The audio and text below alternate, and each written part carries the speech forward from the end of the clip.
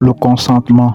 La jurisprudence fait une application pure et simple des principes généraux du droit civil, vice d'erreur, de dol ou de violence.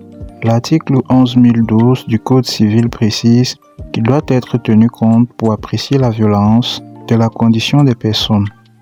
Le contrat de travail obéit donc aux mêmes conditions que les autres contrats en ce qui concerne le consentement des parties, en ce sens qu'il est conclu dès lors qu'il y a rencontre de deux volontés. Un exemple, lorsqu'il y a eu accord sur la nature de la tâche et de la rémunération, l'engagement est conclu. À défaut de consentement ou en présence d'un consentement vicié, le contrat est nul.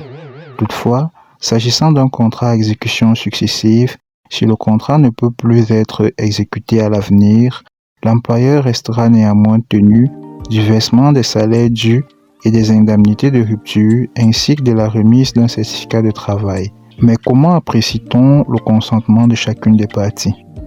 Le consentement de l'employeur. Les tribunaux tiennent compte du comportement comme employeur du bénéficiaire de la prestation qui accomplit les obligations imposées par la loi en cette qualité.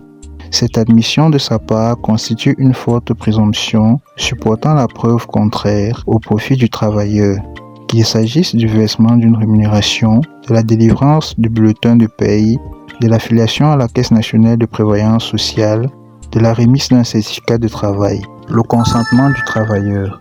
Le consentement du travailleur sera déduit soit de la signature de son contrat d'engagement, soit de l'exécution de la prestation de travail convenue, moyennant une rémunération.